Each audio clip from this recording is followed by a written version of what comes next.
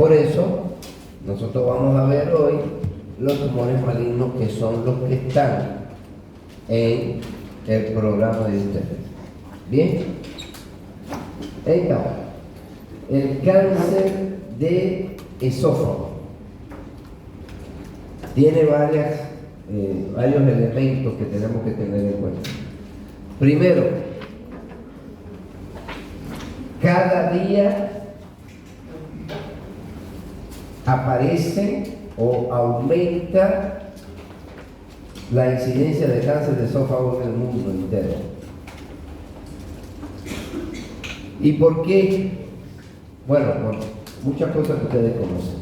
Las dietas, cigarro, alcohol, toda una serie de factores predisponentes que vamos a ver acá. 2. Estos cánceres son muy invasivos, son muy malignos, son muy poco respondedores a los tratamientos habituales. Por lo tanto, la única solución, o bueno, la solución, digamos, más lógica, es o evitarlo, eliminando los factores de riesgo, o haciendo el diagnóstico temprano. Y el diagnóstico temprano no es posible si esperamos a que aparezcan los síntomas. ¿Por qué? Porque estos tumores son asintomáticos. Cuando aparece el primer síntoma, ¿ese síntoma cuál es? Disfagia. Cuando aparece la disfagia, ya el tumor tiene cierto grado de crecimiento. Por lo tanto, todas las personas, no solo los hombres, todas las personas mayores de 50 años deben hacerse una endoscopía digestiva superior al año. Todo. Una por arriba y una por abajo. Cáncer de esófago, cáncer de colon. Además de hito de los hombres. ¿Estamos? Entonces, todos esos son aspectos importantes en este tema. Dentro de los cánceres de esófago hay dos tipos histológicos principales. Uno es el cáncer de células escamosas o el carcinoma de células escamosas, que es el más frecuente, que puede afectar cualquier porción del esófago, pero principalmente el tercio medio del esófago. Y en segundo lugar tenemos el adenocarcinoma, que habitualmente aparece en el tercio inferior del esófago. ¿Sí? Eso es lo que dicen las estadísticas globales. En los últimos 10 años ha habido un aumento del adenocarcinoma. ¿Por qué? Porque el adenocarcinoma es el estadio final cuando no se diagnostica y no se trata una enfermedad muy frecuente llamada reflujo gastroesofágico. Porque el reflujo gastroesofágico va produciendo una serie de lesiones en el esófago que van a terminar en el esófago de Barrett, que ya ustedes deben haber escuchado, y después del esófago de Barrett viene el adenocarcinoma. Por eso, en el segundo tema de hoy, vamos a insistir mucho en el diagnóstico y tratamiento de la enfermedad por reflujo, que es muy frecuente, sobre todo por las dietas que llevamos, ¿verdad? Entonces, ¿cuáles son los factores de riesgo para el cáncer de esófago? Bueno, tenemos dos personas que están involucradas en todos los cánceres, ¿verdad? El alcohol y el tabaco. Permítanme recordarles que el aparato ese que ustedes usan para echar humito por la boca, porque para lo único que sirve es para echar humito por la boca, porque no sé qué otra función tiene, es igual que el tabaco. Hace el mismo daño que el tabaco. ¿Tampoco? ¿Bien? No sé qué placer hay. No sé, no acabo de ubicar qué placer es soltar uno por la boca. Cuando hay frío, uno suelta uno por la boca. Bueno, bien, estos dos señores que están aquí, muy importantes en el cáncer de esófago. Después tenemos las dietas. Ustedes saben, hoy en día cada vez se relacionan más cánceres con los estilos de vida nuestros en cuanto a la dieta. El exceso de carnes, el exceso de grasas, el exceso de azúcares, el exceso de carbohidratos en general, la falta de consumo de frutas, de vegetales, que nos llevan a deficiencias vitamínicas y minerales. Todo eso son factores de riesgo para el cáncer de esófago. Ese churrasco que ustedes hacen, que cuando saquen la carne, tiene la superficie preta, esa superficie preta, ahí hay muchísimas sustancias llamadas nitrosamina que son cancerígenas. Entonces, esa parte prietica, que es la más rica del churrasco, esa es la que más daño hace. ¿Eh? No, es por el que.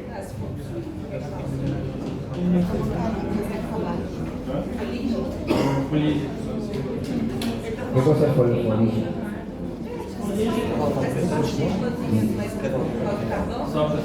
No, pero no es de la fumaza, no del carbón.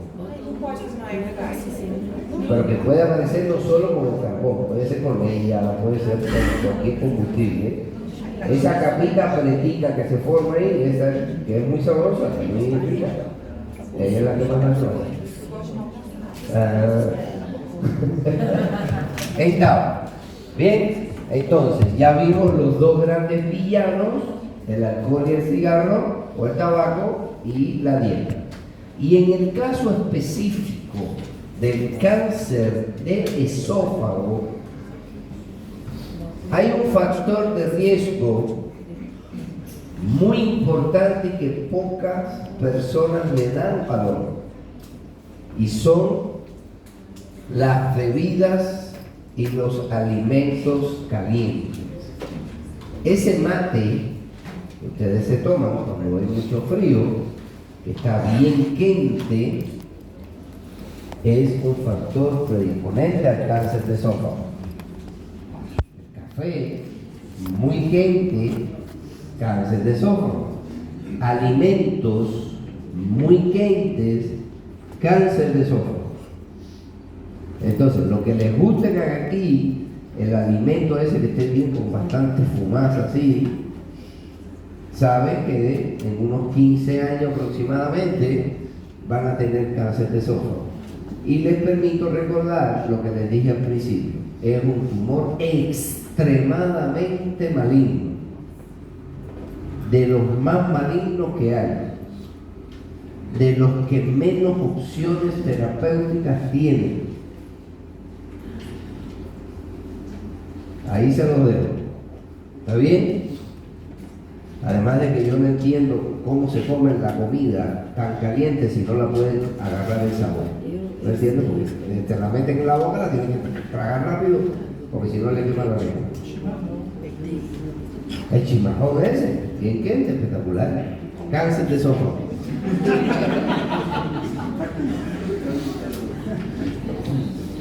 Ok, entonces, bueno,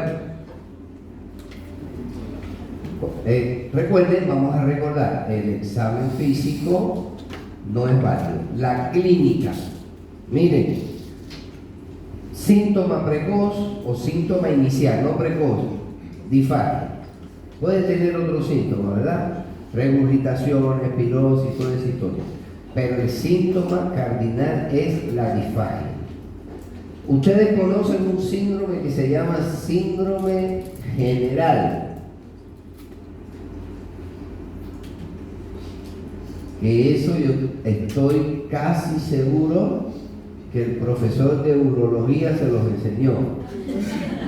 Casi seguro estoy. No estoy 100% seguro. ¿Lembra? ¿Por qué se caracteriza este síndrome? Astenia, anorexia y pérdida de peso. Esto es un síndrome relacionado con todos los tumores malignos, todos. Solo que hay un pequeño problema. Cuando esto aparece, ese cáncer ya está muy avanzado. Entonces no vamos a esperar o no podemos esperar a que aparezcan estos signos. Bien, otra cosa importante entonces, paciente mayor de 50 años con disfagia. Señores, no se pongan a estar el tratamiento con dosperiona, con inhibidores de la bomba, con dieta, hagan ejercicio, nada de eso, señores. Háganle o intenten hacerle una endoscopía digestiva superior. El padrón OURO para el diagnóstico del cáncer de esófago es la endoscopía digestiva superior.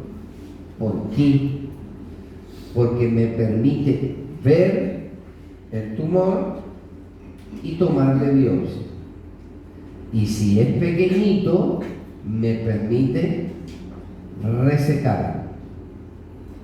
Fíjense la importancia que tiene. Repito entonces, paciente mayor de 50 años con disfagia, dos diagnósticos más probables, pueden haber otros, acalasia y cáncer de esófago, solo que el que tiene que llegar primero a nuestra mente es el cáncer de esófago porque es el peor.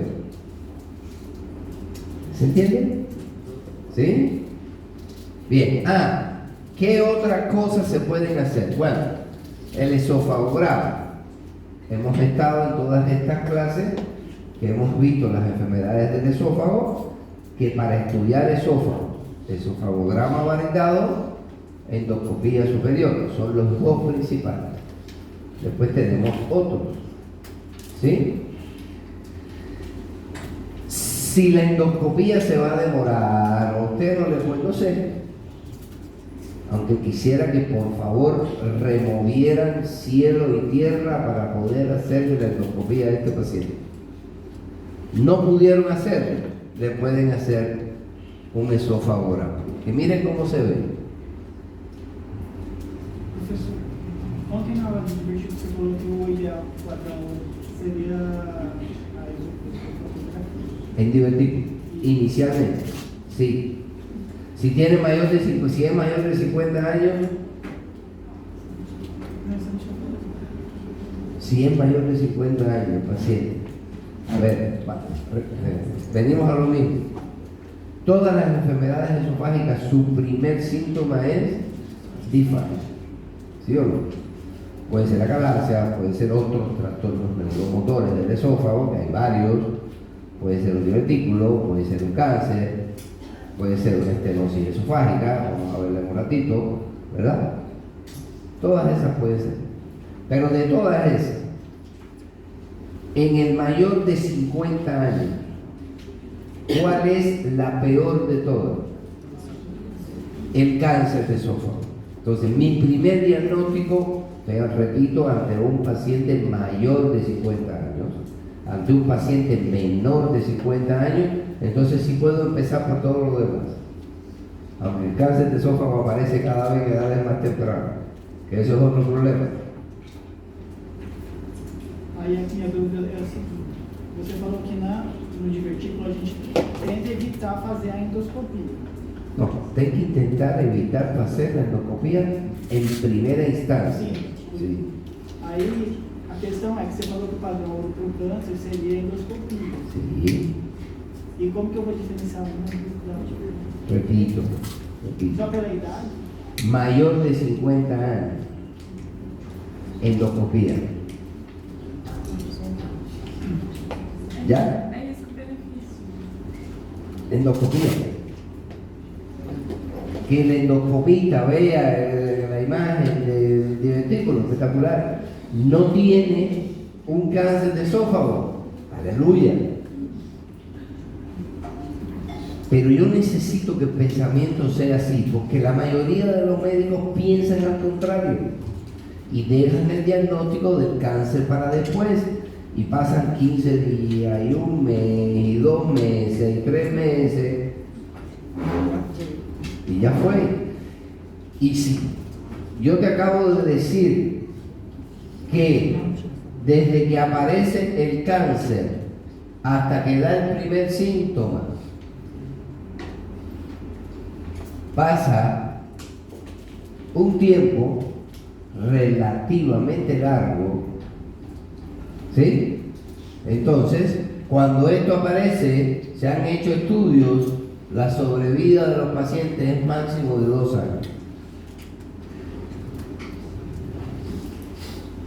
No podemos llegar ahí, o por lo menos tenemos que intentar, porque si ya pasó tiempo, porque recién comenzó con la disfagia, lo menos que vos podés hacer como médico es acortar un poquito el tiempo para llegar al diagnóstico. ¿Se entiende, señores? ¿Dúvida con eso? ¿No? Bueno, este signo radiológico tiene un nombre. Ese signo se llama signo del desfiladero. Ustedes saben lo que es un desfiladero, ¿verdad? Es el espacio que fica entre 2 montañas, entre 2 lomos, ¿sí? Desfiladero.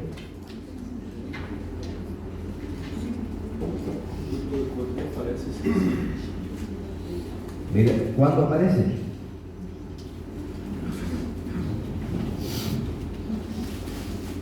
Ah, mira, si lo tengo aquí, te lo voy a mostrar ahora. Aquí aparece.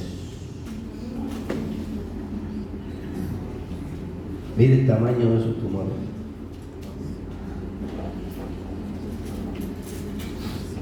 ¿Cuál es el problema que tienen los cánceres de tubo digestivo? El por qué todos inicialmente son asintomáticos.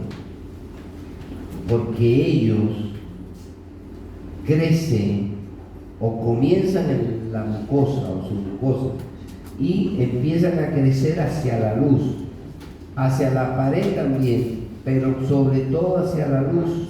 Tienen espacio para crecer.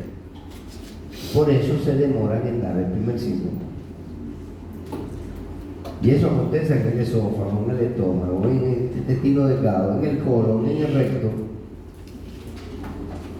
¿Estamos?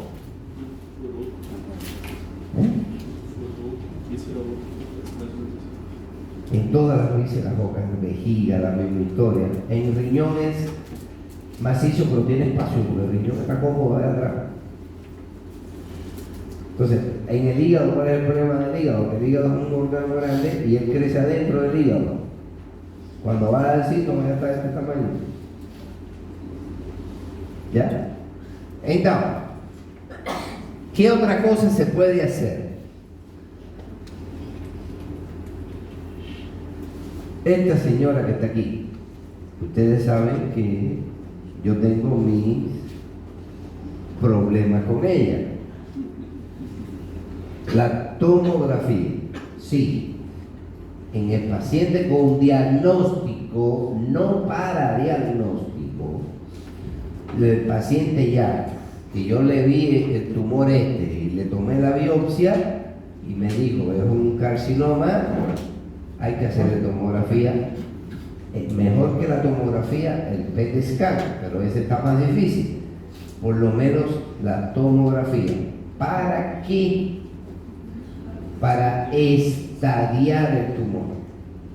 En oncología, ustedes es probable que estudien la clasificación internacional de estadiaje de los tumores malignos, que es la clasificación TNM. Entonces, la tomografía, repito, no es para diagnóstico del tumor, es para estadiarlo. ¿Y qué significa estadiarlo? Que según el estadio es mejor o peor, o es menos malo y más malo el pronóstico. Porque al final el pronóstico en estos tumores siempre es malo. ¿Está bueno? ¿Sí o no, señores? Ay, qué bueno. Ya se despertaron, ainda nada. Ya acordaron, ainda nada. Bueno, preguntas sobre cáncer de esófago.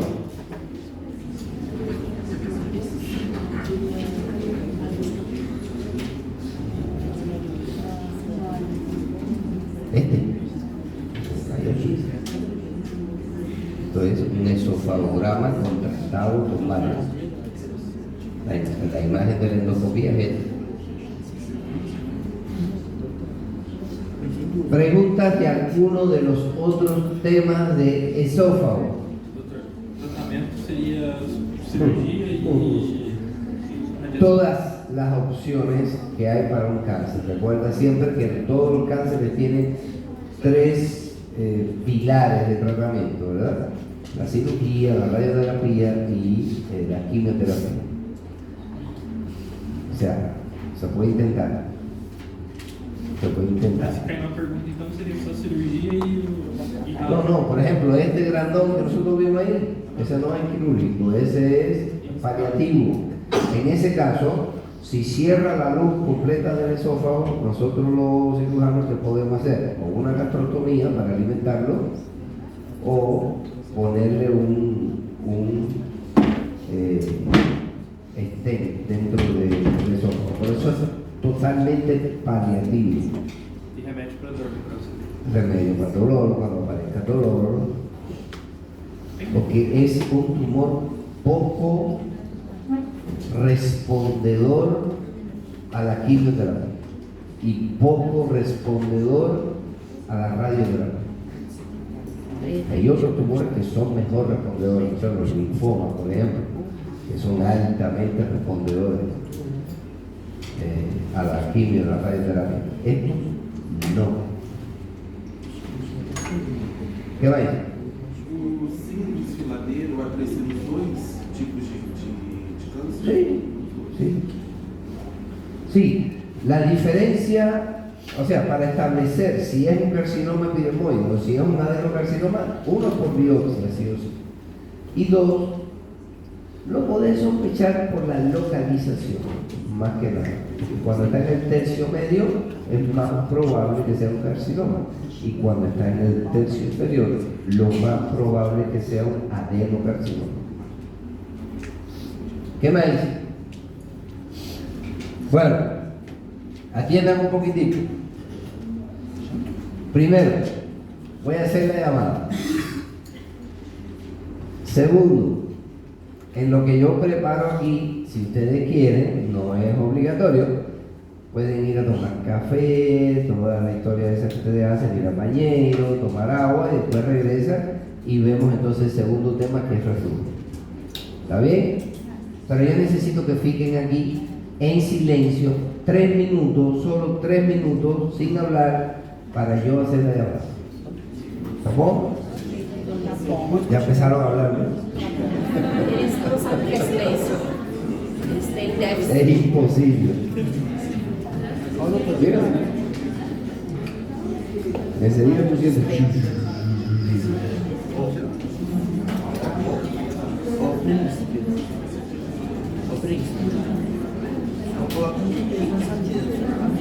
¿Qué te pasa? ¿Qué te pasa? Veo que hoy viniste protegido. Ele é o doutor, ele é o. No, lo que pasa es que lo que él no sabe es que va a tener eso para toda la vida, va a tener inestabilidad en el tobillo, se lo va a inflamar por cualquier cosa. Cuando suba si quiere ir de excursión o algo, se le va a poner el tobillo así, toda la vida, no es ahora nomás, hasta que se muera.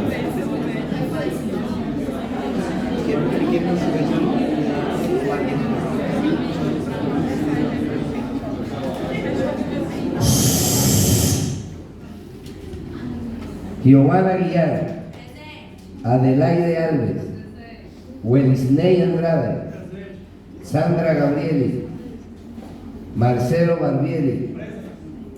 ¿Quién es Marcelo? Bem-vindo, Marcelo. Giovanna Batista. Giovanna. Bem-vinda también. Daniel Batista. Yago Felipe, Brenda Campos, Daniel Víctor, Érida Beatriz, Jan Silas, Aline Cela, Natalia María, Yosemari Heidi, Rafael Conti, Eglenia Cordeiro.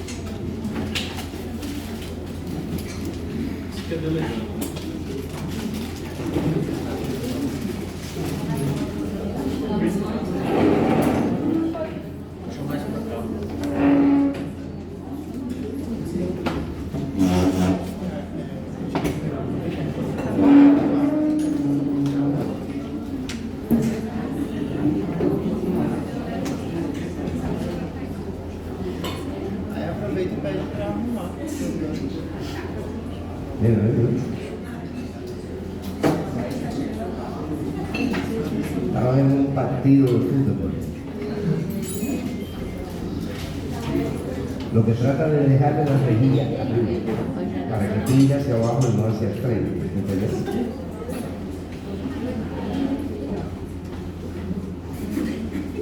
De todas maneras hay que reportarlo, eso está sucio.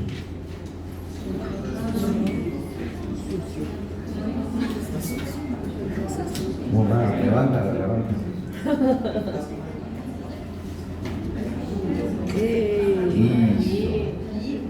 Bueno.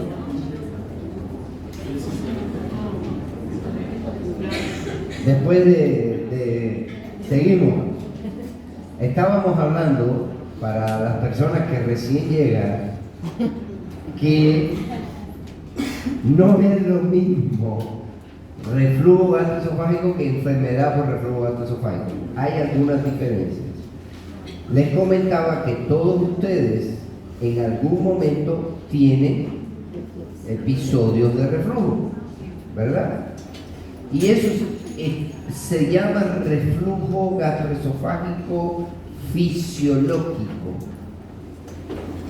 ¿Ya?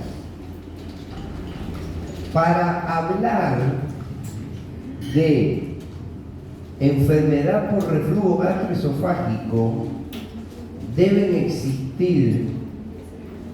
Hay una que es principal y hay otras que acompañan a esa una. Y esa una se llama o se dice que hay lesión esofágica. Para hablar de enfermedad por reflujo tiene que haber lesión esofágica secundaria a ese reflujo. Y para que haya lesión esofágica, los episodios de reflujo deben ser frecuentes y duraderos. ¿Ya? Y además, en los pacientes con enfermedad por reflujo, estos episodios de reflujo se producen principalmente por la noche. Muchas veces inclusive el paciente se despierta. Por lo tanto, tres grandes diferencias entre reflujo gastroesofágico o reflujo fisiológico y enfermedad por reflujo. Uno, en la enfermedad por reflujo tiene que haber lesión esofágica. Dos, tienen que tener una duración mayor de 5 minutos. 3, se produce principalmente en la noche.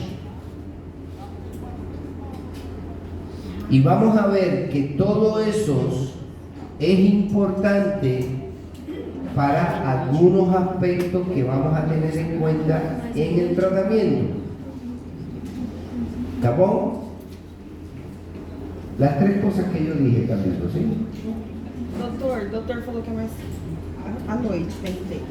En los pacientes con enfermedad por reflujo, más por la noche. Las- Enfermidade. Ali tá raro. Ah, tá. Desculpa. Falha foi minha. Es que así mismo me hacen en los exámenes. No leen. Entendi. Entonces, seguimos. Seguimos.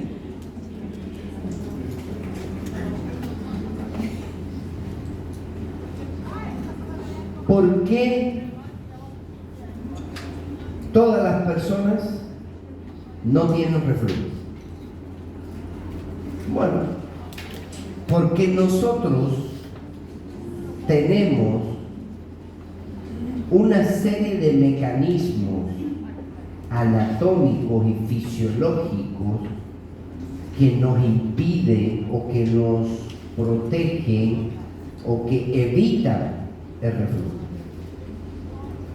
¿Por qué? Porque el que nos hizo a nosotros dijo, bueno, la mucosa del esófago debe ser una mucosa con epitelio simple pseudoestratificado, ¿verdad? Que es un epitelio finito. Sin embargo, la mucosa del estómago, como el estómago, su función va a ser producir ácido para digerir los alimentos, su mucosa tiene que ser más resistente. Entonces, yo tengo que poner algo aquí para evitar que el contenido del estómago suba al esófago. Eso deben haberlo estudiado en fisiología y en fisiopatología. Solo estoy lembrando.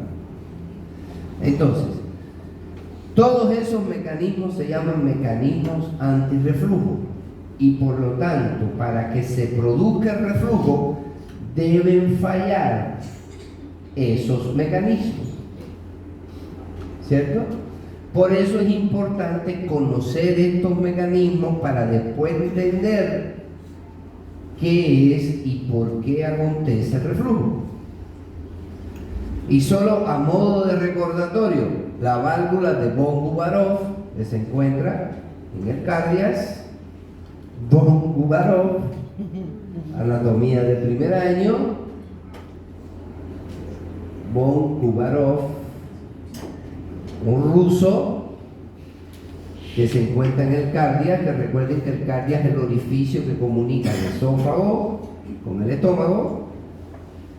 Después tenemos entonces la zona del esfínter esofágico inferior, que recuerden, les dije el otro día que no es un elemento anatómico, es un elemento funcional en el cual participan varias estructuras, como es el ligamento frenoesofágico, como es el esófago abdominal, que todo eso es importante para entender después sobre todo la técnica de Nissen, que tanto hemos hablado aquí, que es la técnica principal desde el punto de vista quirúrgico para esta enfermedad. ¿Ya? Entonces, el aclaramiento esofágico es importante para un complementario que nosotros vamos a indicar, que es muy útil en el diagnóstico de esta enfermedad. ¿Qué cosa es aclaramiento esofágico? Cuando ustedes tienen un episodio de reflujo, a los 2-3 minutos ya ustedes dejan de sentir eso que ustedes saben cómo se llama, que vamos a ver en la clínica. ¿Por qué eso acontece? Porque el esófago se empieza a contraer y envía de nuevo de regreso ese contenido gástrico hacia el estómago. Eso se llama aclaramiento esofágico. ¿Bien?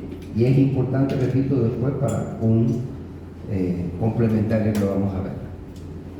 ¿Bien? Entonces, mucha saliva. Las personas que tenemos la mala costumbre de no masticar bien los alimentos, estamos predispuestos también al reflujo y a las lesiones de reflujo.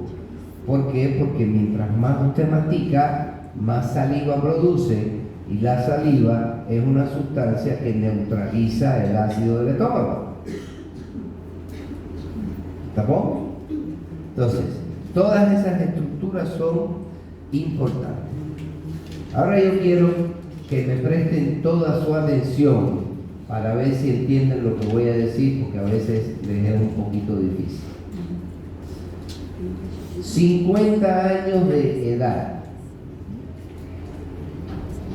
El reflujo puede aparecer, o la enfermedad por reflujo gastroesofágico puede aparecer a cualquier edad, desde 0 hasta 120, que es lo que se suponía que debían vivir los seres humanos, aunque la Biblia dice que más. ¿Sí? Vamos a poner una frontera en los 50 años. ¿A qué me estoy refiriendo? Los pacientes menores de 50 años con enfermedad por reflujo gastroesofágico, cuando uno ve a un paciente con estas características, tiene que investigar factores de riesgo, tiene que investigar si tiene algún problema de los, ¿cómo se llama?, de los factores de protección. Hasta ahí. Porque en los mayores de 50 años, sí o sí, hay que buscar una enfermedad que se llama hernia hiatal. ¿Cuál es la moral de la historia aquí? Todo paciente mayor de 50 años que tenga enfermedad por reflujo tiene que buscarle una hernia hiatal. ¿Por qué? Porque la hernia hiatal a esa edad se presenta con síntomas de reflujo. ¿Se entiende? Sí. ¿Seguro? Bueno, vamos a ver después en el examen si es verdad. Doutor, tanto faz quanto homem e mulher? Hombre y mujer. Vamos a hablar ahora de los gorditos. Porque los gorditos tenemos mayor predisposición a la enfermedad por reflujo. Só prejuízo.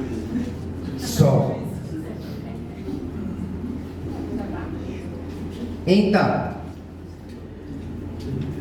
vamos a empezar por aquí. Vamos a empezar por los gorditos. Uno de los principales factores de riesgo es la obesidad. ¿Está? De hecho, el 40% de los pacientes con enfermedad por reflujo, usted logra que bajen de peso, los síntomas desaparecen. Solo con eso. Hombres y mujeres. Yo no he dicho nada, yo solo estoy mirando el auditorio. ¿Bien? Muy bien. Después existen toda una serie de otros factores. Alcohol, tabaco, de nuevo. El decúbito. No sé si ustedes han leído por ahí ahora que hay una nueva corriente que dice que debemos dormir en decúbito lateral izquierdo, ¿verdad? O en decúbito supino.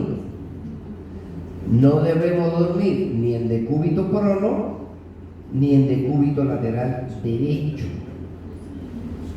¿Por qué? Porque en esas posiciones se tiende mucho a abrir este ángulo que se llama ángulo de His, que es, además de aumento de la presión intraabdominal, que es uno de los factores de protección para el reflujo. Eso es lo que significa aquí el decúbito. Fármacos. Hay una lista enorme de fármacos que favorecen el reflujo. ¿Y por qué favorecen el reflujo? Porque disminuyen la presión en el esfínter esofágico inferior. Y ahí tenemos los corticoides, tenemos los analgésicos, incluyendo la dipirona que tanto tomamos, tenemos los antiinflamatorios no esteroideos que tanto tomamos, tenemos los antibióticos, prácticamente todos, que también tanto tomamos. Entonces, toda esa gente son factores de riesgo para la enfermedad por reflujo. Después tenemos los alimentos, espectaculares alimentos. Todos los alimentos ricos, costosos, todos provocan reflujo. Sushi no. Sushi no. Pero a todo el mundo no le gusta el sushi.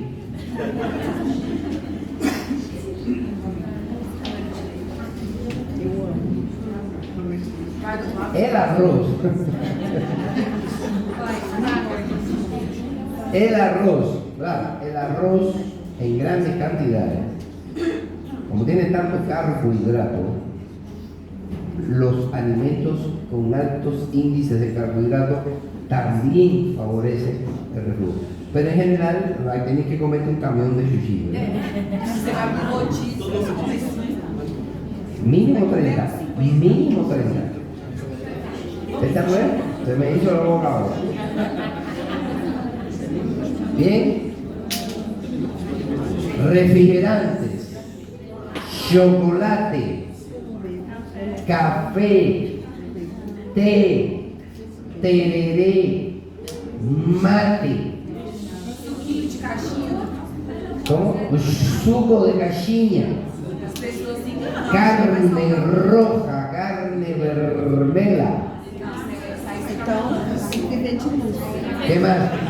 Frituras, empanadas, coxinhas, pão de queijo, macarrão. Pronto, vou morrer de fome. Estamos fechados todos.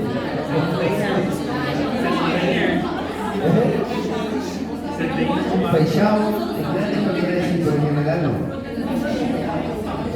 Entonces, en resumen, ¿qué es lo que podemos comer? Hierba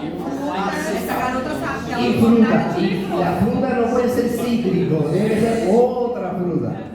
Y hierba, mucha hierba. Couve, afasia, rúcula, ese tipo de cosas. Almeirão, agrião. ¿Estamos? Vamos a dejar de ser omnívoros para pasar a ser herbívoros. ¿Estamos? Bueno, ¿qué le voy a hacer? Se lo tengo que decir porque es lo que hay. Huevo. No, el huevo no. Ó, eu ovo não. Tem que comer, bom. Ah, el huevo sí.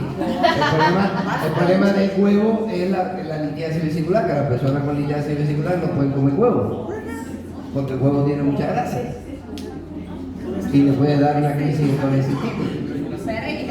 Ah, é melhor arrancar do suco. Las personas con litiasis vesicular no pueden comer huevo, porque el huevo tiene mucho colesterol, que es un colesterol bueno, no es malo, pero es grasa, no deja de ser grasa y tiene que ser metabolizado por la bilis. Y entonces puede desencadenar una crisis de colecitis. Sola clara. Sí, lo que pasa es que la clara sola no sabe nada.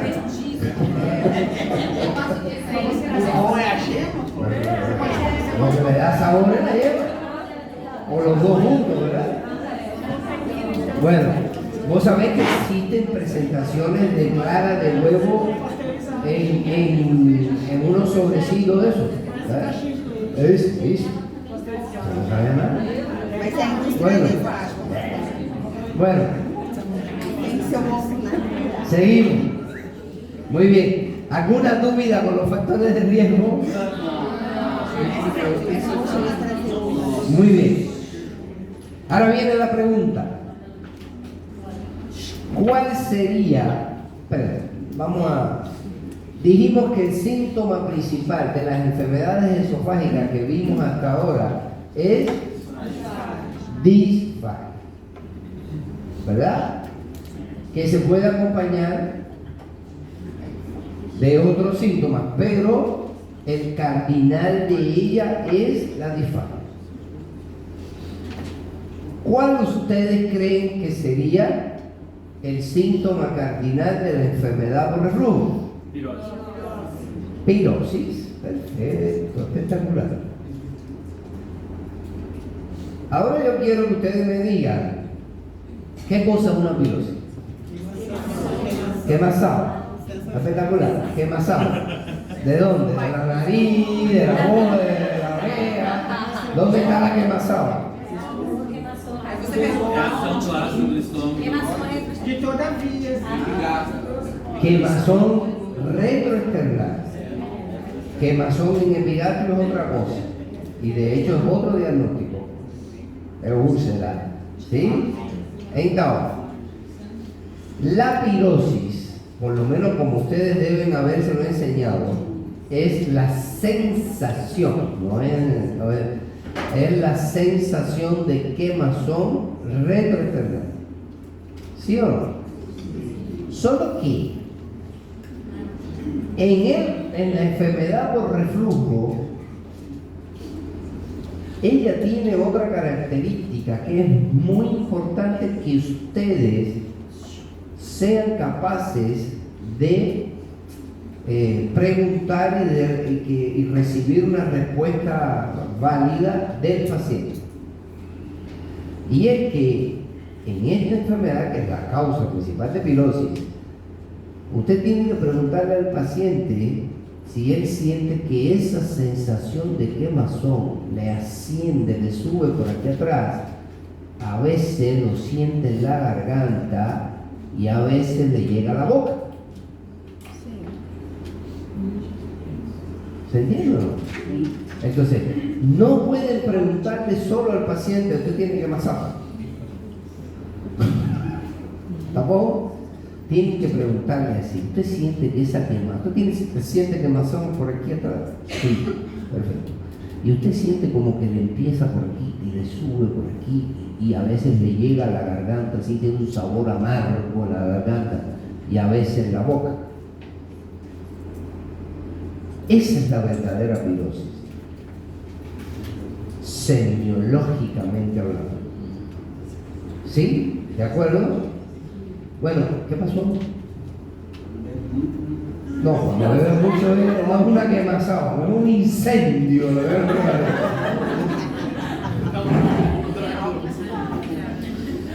Un vodka espectacular, bien frío, así. Lo que ya no tuve que dejar porque yo hice un sacramento digestivo, por poquito me voy y dije, no, espérate. Entonces, muy bien. Ese es el síntoma principal. De hecho, eso es un síntoma digestivo, ¿verdad? Y estos pacientes pueden tener otros síntomas digestivos, regurgitaciones, a veces vómitos muy raros, Sin embargo, si ese contenido sube cuando llegue aquí, ¿qué puede acontecer? Que pase a la vía respiratoria. De hecho, es frecuente que pase a la vía respiratoria. Y eso se le llama síntomas extradigestivos o síntomas atípicos. ¿Cuáles son los más llamativos y que son motivo de consulta frecuente de los pacientes, sobre todo de los pacientes por encima de 50 años? 1. La tos, sobre todo tos nocturna, que despierta al paciente. El paciente le dice, me dan accesos de tos que me despiertan por la noche. ¿Qué hace la mayoría de los médicos cuando ven esto? Rayo X de tórax, no sé qué, vamos a estudiar a ver la prueba de alergia, no sé qué puñet. Señores, cuando ustedes tengan un paciente con eso, búsquenle una enfermedad por reflujo. Pigarro também é. ¿Qué cosa es pigarro?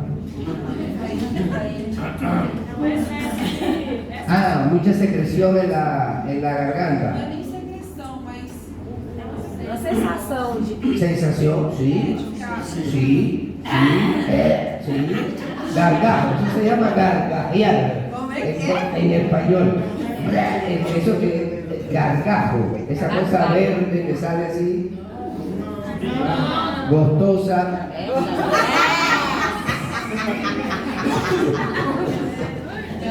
Que aparecen mucho las enfermedades infecciosas respiratorias altas, ¿verdad? Eso es lo que se está hablando. Gargajo. ¿Cómo que dice usted? Desgajar. Desgajar es. Venga, gargado. Bueno, sí, la respuesta es sí. Inclusive cambios en la coloración de los dientes. O pigarro ele é por causa que os cílios vão perdendo movimentação. Esa es una de las causas. Aí vai dando esse. Pero lo que pasa es que eso podría ser una causa en mí, que tengo casi 60 años. Pero en las mujeres jóvenes no. por que não? Porque entonces hay que buscar un reflujo. O fumante. Sobre todo el aparatico ese. ¿Sí? Muy bien. Eso es importante. Atiendan. Se entendió esto, ¿verdad? ¿Sí? Segundo, viene el paciente con falta de aire. Paciente 40, 50 años, falta de aire. Usted lo oculta y le siente sibilantes. Y usted le pregunta, ¿usted es asmático? No. Bueno, a partir de ahora, usted es asmático.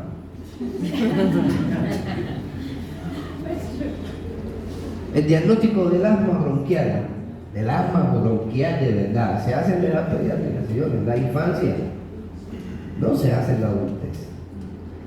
Cuando usted vea a un paciente adulto con síntomas de asma y que no es asmático, búsquenle una enfermedad por reflujo. No le manden o sea, sí, le van a mandar broncodilatadores y todo eso, pero estúdienlo. No le pongan el sello de asmático. ¿Se entiende? Sí. ¿Sí? Bien. Tercero, motivo de consulta. Doctor, yo vengo a verlo porque cada cierto tiempo yo noto que me pongo ronco. Eso es. Adultos, hablando de pacientes adultos. Vamos a hacerle no sé cuántas cosas le hacen. Vamos a mandarlo para el especialista en vías respiratorias, vamos a mandarlo para el neumólogo, para el dentista, para no sé dónde. Todo eso es válido, pero por favor, piensen en la enfermedad por reflujo. Fíjense cuántos síntomas que no tienen nada que ver con el esófago. Solamente tienen que ver con el paso de el contenido de la vía digestiva hacia la vía respiratoria. Por último, paciente adulto, hace un mes tuvo una neumonía, le pusieron tratamiento, mejoró, viene ahora con otra neumonía. Busquen una enfermedad por reflujo. Yo he visto pacientes con 4, 5 y 6 neumonías en menos de 8 meses y a nadie se le ha ocurrido estudiarlo a ver si tiene una enfermedad por reflujo. Eso se llama neumonías recurrentes. Me están mirando con cara sospechosa. ¿Entienden lo que yo estoy hablando? Y el por qué insisto en todo esto, porque lo van a ver, señores, ustedes lo van a ver. ¿Está bueno? ¿Sí? Bien, ya sabemos que el examen físico específico del esófago no tiene valor. Ya lo vimos antes, ¿verdad? Vamos a ver los complementarios. ¿Qué complementarios le podemos indicar? Miren, sí, se le puede indicar endoscopía. Sí, puede ser. De hecho, se indica. Solo que la endoscopía no me dice o no me diagnostica el reflujo, me diagnostica la consecuencia del reflujo. ¿Se entiende, no? O sea, ¿qué va a causar el ácido del estómago? Inclusive a veces viene bilis también y la bilis sube para arriba también, pero bueno, ya eso no es para ustedes. En el esófago lo va a quemar, ¿sí o no? Lo va a inflamar, va a producir una esofagitis. Bueno, pues hay una clasificación de la esofagitis secundaria a el reflujo, que es por los hallazgos endoscópicos, que se llama clasificación de Los Ángeles, que ustedes deben tener al menos una idea de en qué es lo que consiste y qué es lo que significa. ¿Qué es lo que significa?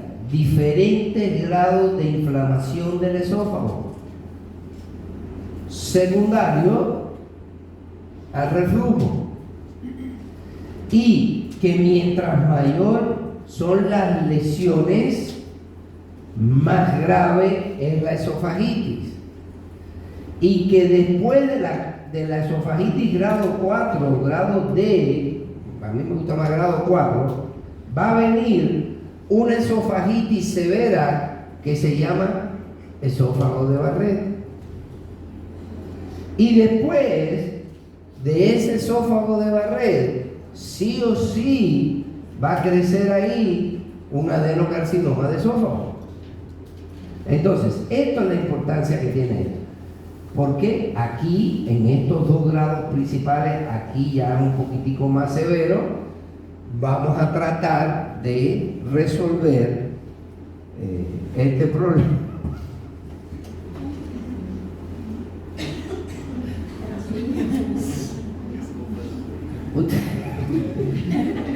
No, pero no eres vos solo, hay varios por ahí que están mirándose por dentro, están haciéndose una autoendoscopía a ver si tienen alguna lesión esofágica. Ustedes saben que yo he visto pacientes que hacen esto, ¿no? Y hacen una hernia cervical. Y o hacen subluxaciones de las vértebras cervicales. Peligroso, es peligroso. ¿Está bueno? Cuando vengan aquí, pónganse la almohada esa que venden por ahí, la almohada esa que venden por ahí, para mantener, que parece un collarín, para ver si... Vamos. Dúvida con la clasificación de Los Ángeles. Repito, la clasificación de Los Ángeles es para ver el grado de esofagitis, no para el diagnóstico directo de reflujo. ¿Sí? Bien, ¿qué vamos a hacer para el diagnóstico directo de reflujo? Una cosa que se llama peagametría de 24 horas. Este es el padrón Ouro. ¿Qué cosa es esto? Bien. Se le pasa una sondita finita al paciente por la nariz que tiene unos sensores. ¿Ve? Son unos sensores que miden pH, por eso se llama pHmetría. Y eso se conecta a un aparatico y el paciente se va para su casa, se va en boda. Y está en su casa 24 horas. Yo no sé cuánto cuesta, pero debe ser caro. Pero ustedes deben conocer que existe y además lo preguntan en rivalidad. He visto varios exámenes de rivalidad donde han preguntado eso. O último caiu, foi uma pergunta aberta. Então, ¿para qué me sirve esto? Bueno, a las 24 horas esto tiene un chip. Se saca el chip y se lee y se mira las curvas. ¿Y qué es lo que mide él? Miren, él mide dos cosas principales. Mide otras cosas, pero sobre todo dos. Uno, ¿cuántas veces en esas 24 horas el pH de aquí bajó? Cada vez que el pH baja, significa que hubo un episodio de reflujo. ¿Sí? Si eso acontece 12 veces, ese paciente tuvo 12 episodios de reflujo en 24 horas. Ese paciente tiene una enfermedad por reflujo. Bien. Segunda cosa, y muy importante, el mide inclusive hasta la altura, ¿verdad? Pero bueno, me interesa otra cosa, es que cuánto se demora en recuperar el pH normal en cada una de esos eventos. ¿Se entiende? Este va a medir, mira, bajó el pH, vamos a ver cuánto se demora en volver a subir. ¿Y eso cómo se llama? Aclaramiento esofágico. Entonces, él te mide la capacidad de aclaramiento esofágico. Mientras más se demore, más comprometido está el aclaramiento, más daño le va a producir al esófago.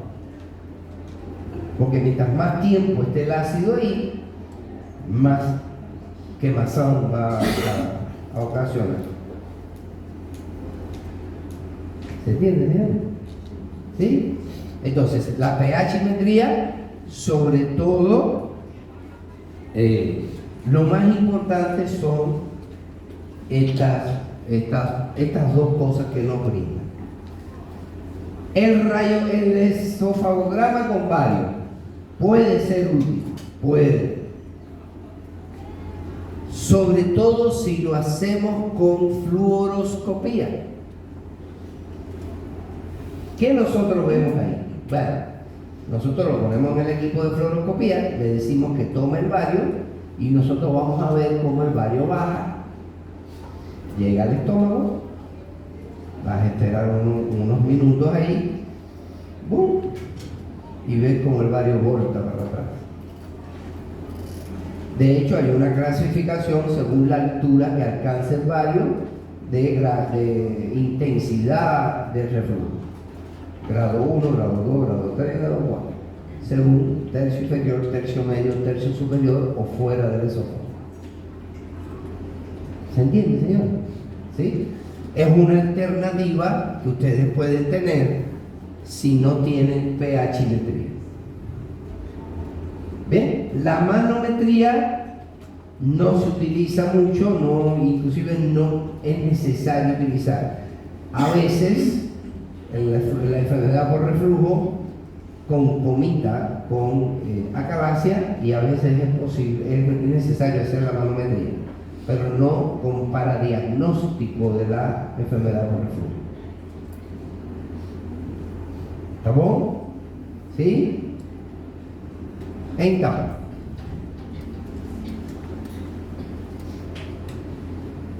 miren, la enfermedad por reflujo, ya hablamos de que produce esofagitis, ¿verdad?